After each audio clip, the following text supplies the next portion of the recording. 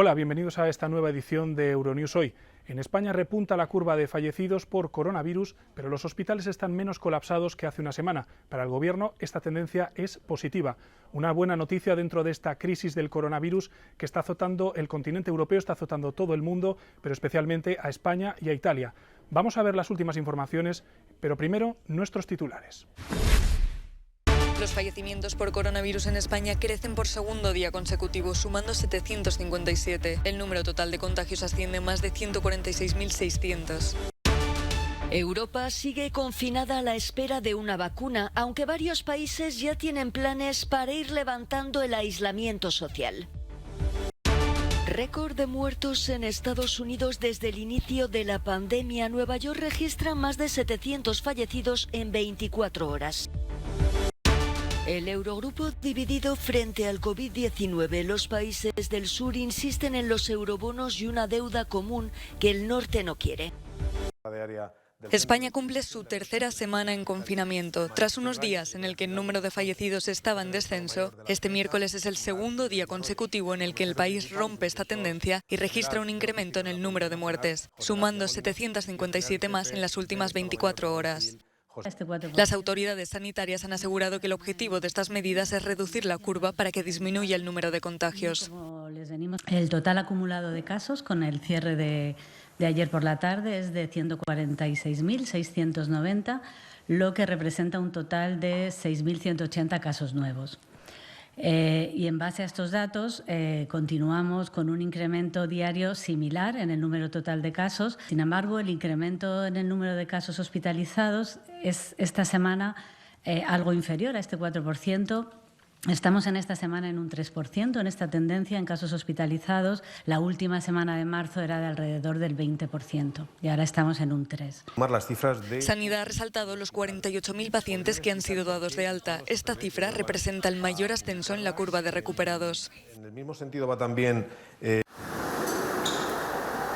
Las altas tasas de mortalidad en Europa debido a la pandemia alejan la esperanza de que se relajen en breve las medidas de confinamiento.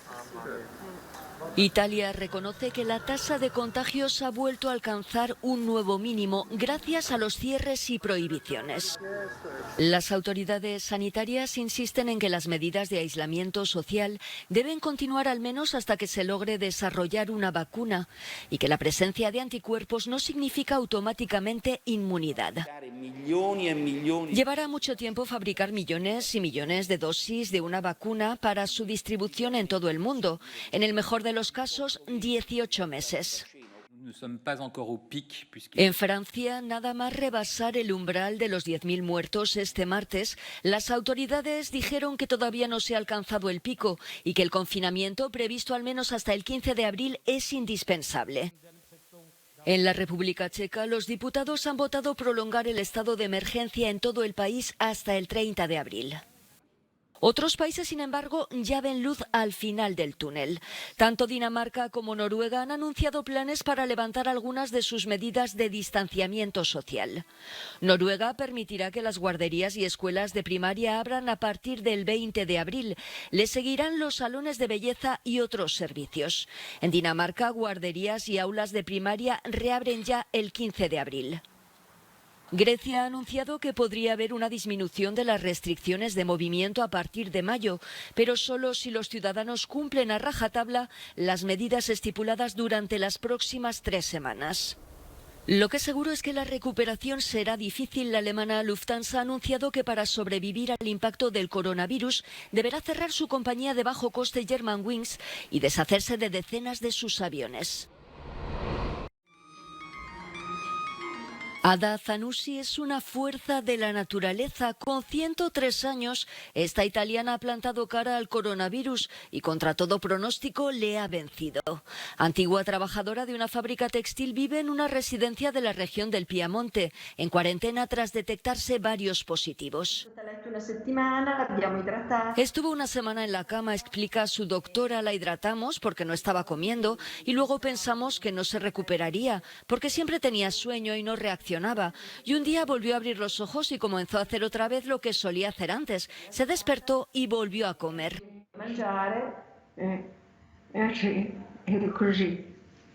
Católica practicante, Ada está convencida de que la fe la ayudó a encontrar la fuerza para combatir la enfermedad.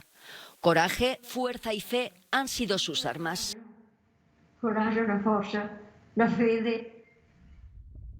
Todos en la residencia respiraron aliviados al verla reiniciar sus rutinas, leer la prensa, mirar la televisión, hablar por teléfono y rezar. Ver un resultado positivo fue muy gratificante no solo para mí, sino para todas las personas que trabajaron muy duro aquí sin descanso. Ada Zanussi, la centenaria con la que no ha podido ni el COVID-19, ya tiene planes para el fin del confinamiento. ¿Lo primero que quiere hacer cuando abramos las puertas de la residencia? Me gustaría dar un agradable paseo. ¿Qué le gustaría hacer con sus nietos y bisnietos? Me gustaría verlos y jugar con ellos. 1942 muertos en las últimas 24 horas en Estados Unidos, la cifra más alta desde el inicio de la pandemia. El número total de muertos roza los 13.000. Hay 396.000 casos confirmados. Nueva York, con 731 fallecidos este martes, la peor cifra, suma ya casi 5.500 decesos, muchos más que en el 11S. Creo que aún no podemos percibir los problemas sociales que surgirán de esto. Su impacto de ningún modo subestimará el 11 de septiembre. Se está desarrollando de manera diferente, pero será igualmente devastador para esta ciudad.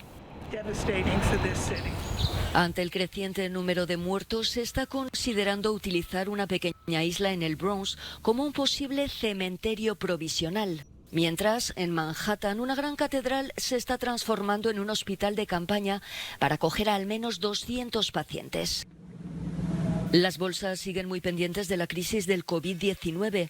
Wall Street cerró con sus índices principales en rojo y pérdidas en el Dow Jones del 0,12%. Algo realmente aterrador. Esas son las palabras que han utilizado algunos de los pasajeros del barco Greg Mortimer para describir su situación. El coronavirus les ha dejado atrapados en un crucero australiano de lujo anclado frente a las costas de la capital de Uruguay. Un país que se encuentra desde el 13 de marzo en una situación de emergencia sanitaria. El barco llegaba desde Ushuaia con unos 128 pasajeros australianos e ingleses y 83 tripulantes. El ministro de Exterior ha asegurado que están trabajando para garantizar su repatriación.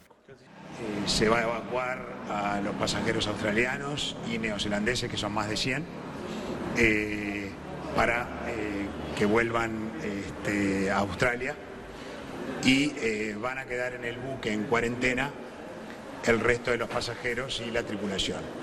Un equipo médico ha confirmado que en el crucero existe un alto número de resultados positivos por el virus. De hecho, varios de los ocupantes ya han tenido que ser evacuados, ya que su estado de salud requería atención hospitalaria.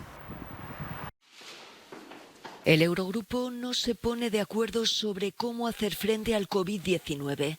Los países del norte y el sur siguen divididos. España, Italia y Francia reclaman un esfuerzo económico sin precedentes en forma de eurobonos y al precio de una deuda común, algo a lo que los países del norte, con Alemania y los Países Bajos a la cabeza, se oponen. Tras el fiasco de la cumbre de la UE del pasado 26 de marzo, el presidente del Eurogrupo pide estar a la altura. Pido a los ministros que se comprometan claramente con un plan de recuperación coordinado y considerable. Todos sabemos que este no es el momento para una política de negocios como siempre.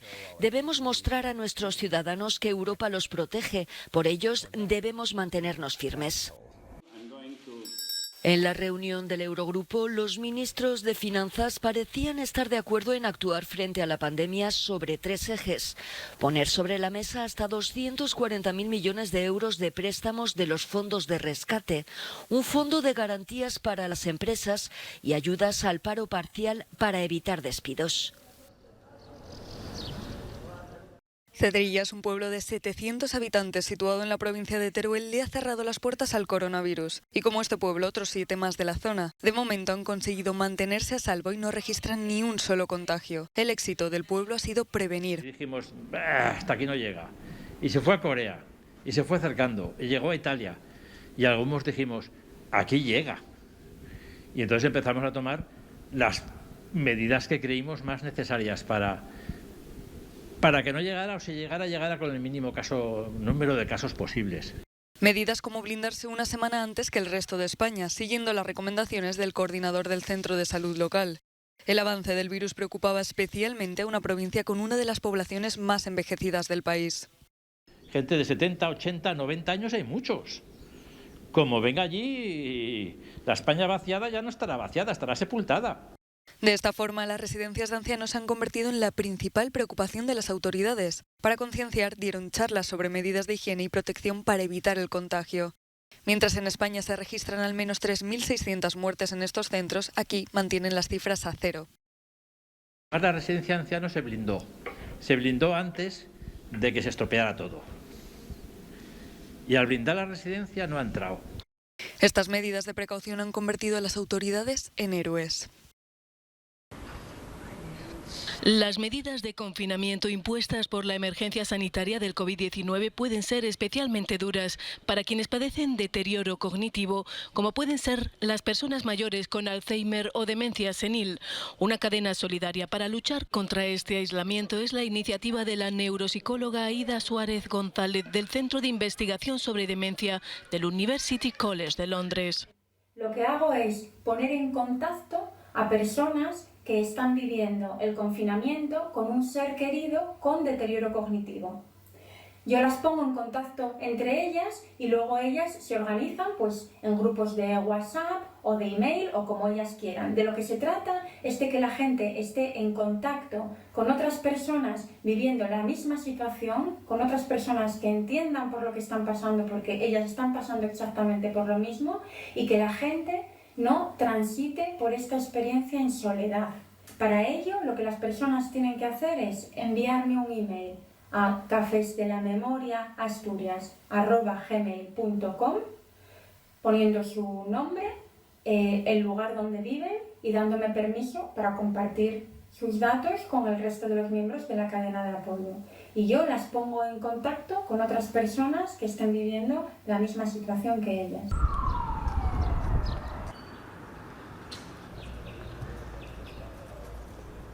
Hay cosas que se pueden hacer para vivir mejor en la situación de confinamiento y para apoyar de una manera más positiva a un ser querido que tenga deterioro cognitivo y esté en esta situación. La más importante es establecer nuevas rutinas. Si pueden ser lo más parecidas posibles a las que había antes del confinamiento, pues mejor, pero las rutinas son muy importantes.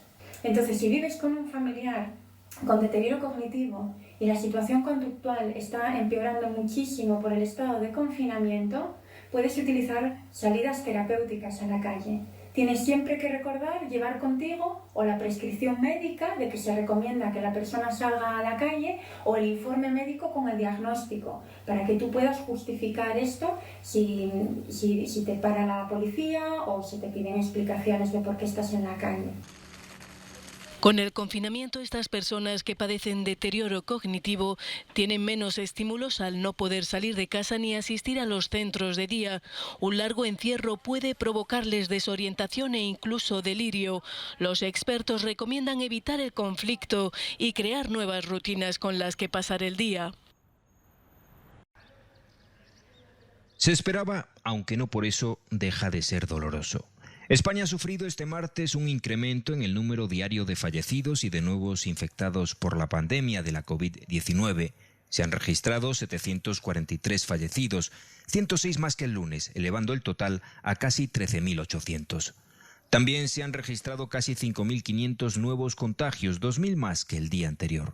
Ambos parámetros llevaban varios días reduciéndose, fruto de la estrategia de cuarentena adoptada por el gobierno, que da por sentado que ha dejado atrás el pico de fallecimientos y estudia cómo y cuándo reactivar gradualmente la economía. Hay sectores con más urgencia que otros. El Ejecutivo ha aprobado un Real Decreto para incorporar parados e inmigrantes al campo, donde hacen falta entre 75.000 y 85.000 temporeros.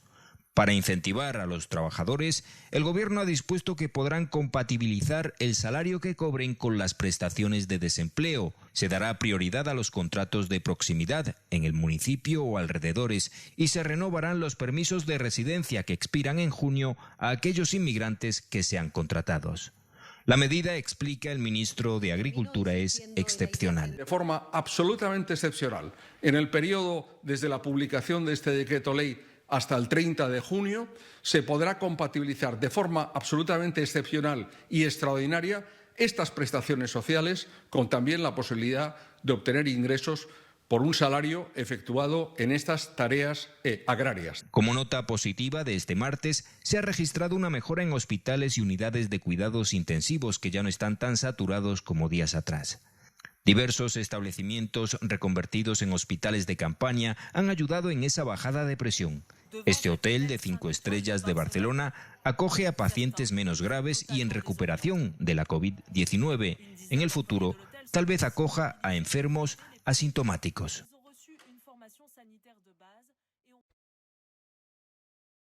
Galicia es la leche, un producto cuya demanda se ha disparado durante la cuarentena a la que están sometidos decenas de millones de personas en España.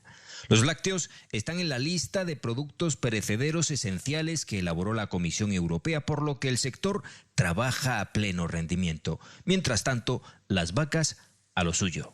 Las vacas siguen dando el mismo leite, siguen estando igual, no se enteran de nada de lo que está pasando, pero notámoslo.